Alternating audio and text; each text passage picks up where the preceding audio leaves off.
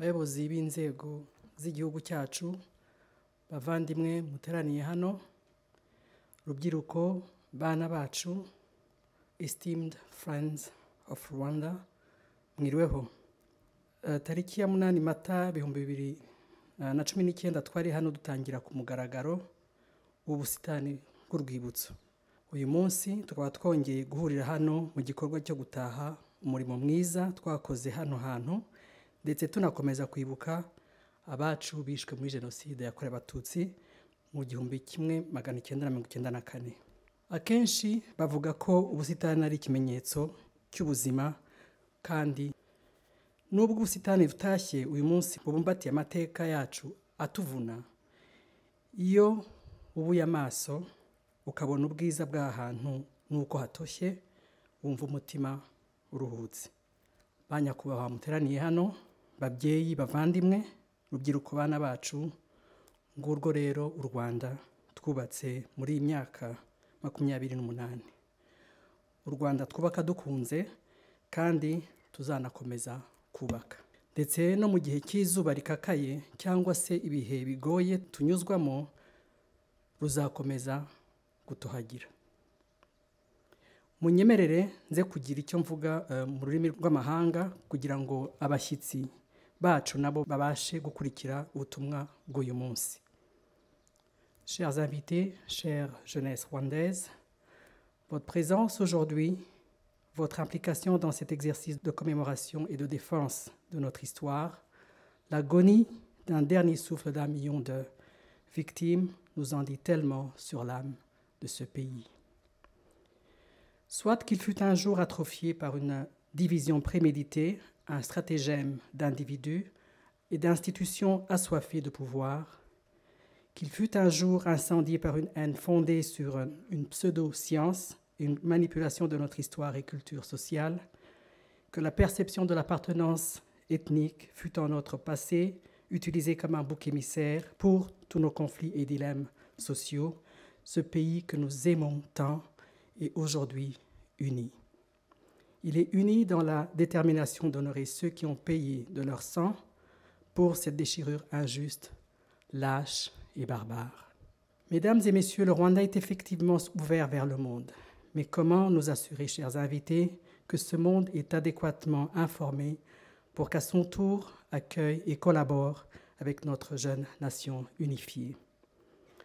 Pourquoi le génocide contre les Tutsis, un crime contre l'humanité, ne serait-il pas enseigné à l'école, basé sur les faits présentés par ceux qui l'ont vécu et ceux qui ont reconnu leurs crimes? Comment peut-on nous assurer que le rejet de la haine ethnique soit inclus dans le curriculum de nos enfants pour que plus jamais ne soit pas réduit uniquement à un slogan des journées commémoratives? Nous devons absolument empêcher la rhétorique haineuse et rétrograde de ceux qui opposent le progrès de notre patrie de se répandre au sein de notre pays et au-delà de nos frontières pour prévenir la récurrence de cette gangrène meurtrière. Nous nous battrons pour déraciner de notre riche sol retrouvé toute trace de haine ethnique. Nous refuserons que les paroles des négationnistes souillent l'étoile de nos vies. Nous nous opposerons à l'empoisonnement de notre patrie et de sa terre qui nourrit ce jardin. Chers survivants, nous serons toujours à vos côtés et nous ne cesserons jamais de défendre votre histoire qui est la nôtre avec l'authenticité, l'intégrité et la dévotion qui vous sont dues. Le jardin de la mémoire des victimes du génocide contre les Tutsis est certes entretenu et préservé par les mains vertes et les cœurs aimants de tous ces architectes et paysagistes qui lui ont donné la vie, tel que notre cher Bruce Clark. The soul behind this garden. Thank you, Bruce. Et merci à tous. Mais ce jardin se nourrit aussi de notre serment que l'inimaginable ne se reproduira plus. C'est pour honorer cette promesse que l'on choisit de se rappeler, non par résignation, mais par courage, par devoir. Ku bacu twibuka, urumuri rwanyu ruzatumurikira iteka. Igihe cyose twiyemeje kwibuka no kubumbatira amateka yacu, ntimuzazima bibaho. Abahakana urupfu mwishwe bafite urugendo rurerure kandi tutazagira aho rubageza. Chers amis, Aujourd'hui, sur une note que j'espère plus lumineuse, nous nous tournons aussi vers l'avenir, armés de leçons que nous avons su, en tant que pays, apprendre de notre passé douloureux. Nous reconnaissons ainsi bien combien l'amour, l'harmonie et le patriotisme peuvent honorer le combat de nos survivants et le triomphe de l'unité sur la haine.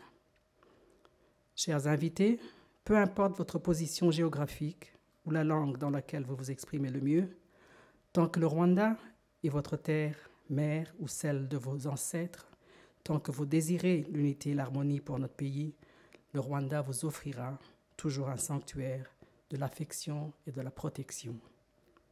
Le voyez-vous, chers amis, combien ce jardin est en effet une métaphore parfaite pour la vie et en particulier notre survie. Combien les plantes, honorables invités, il importe peu que l'eau que nous recevons soit parfois boueuse. Ce qui compte vraiment, c'est que nos fleurs poussent malgré tout, pétales tournés vers le soleil. Aujourd'hui, chers invités, nous devons aussi réitérer et même revisiter la promesse que nous avons faite il y a de cela 28 ans et que nous avions promis d'honorer quand nous plantions ce premier arbre il y a 3 ans. Nous n'arrêterons jamais de rechercher plus d'informations sur ce que nous avons perdu et nous n'arrêterons jamais de célébrer les efforts et les sacrifices des héros vivants et défunts qui ont fait le vaillant choix de défendre le droit de chaque Rwandais de vivre en paix au Rwanda. Ces hommes et femmes debout auxquels les splendides murailles silhouettes de ce jardin rendent hommage, et ces Rwandais qui ont refusé de mourir à genoux, nous rappellent tous les jours à travers la fertilité de notre chère terre, qui est malheureusement accueillie prématurément, que tant qu'il existe toujours une miette de vie, nous nous devons de nous battre pour plus de survie et pour plus de progrès. Babyeyi bacu, bavandimwe, bashyitsi turi kumwe uyu munsi, ubusitani bwatekerejwe buhereye ku mateka mabi ya Jenoside yakorewe Abatutsi yadusigiye ibikomere byinshi. Uyu munsi twese dutewe ishema nuko twabashije kubirenga nubwo hari benshi bakiri kure muri runo rugendo. Nk'uko abadutambagije ubusitani babigarutseho, ngira ngo na Minisitiri Bizimana yabivuze, umunyinya uteye muri ubusitani ni ikimenyetso cy'ubudaheranwa ku Banyarwanda, niryo shema tugendana rituma tudashinjagira dushira.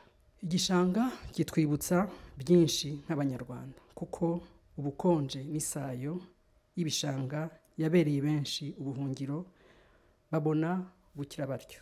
Buri buye ryateretswe muri ubusitani rishushanya ubuzima bw'abacu twabuze, ari abo twashyinguye n'abo tutagize amahirwe yo gushyingura, kuko kugeza uyu munsi hari abakoze Jenoside cyangwa abandi bafite amakuru banze gutanga kugira ngo tubashe gushyingura abacu mu cyubahiro bakwiye, ngo kandi imitima yabo n'iyacu iruhuke.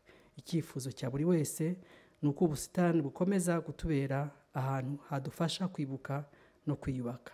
Chers survivants, chers Rwandais, chers fils et filles de notre pays, dans ce jardin existe de l'amour pour vous, de l'estime pour votre bravoure et une nouvelle promesse d'assurer que plus jamais nous ne revivrons la souffrance qui nous amène ici aujourd'hui.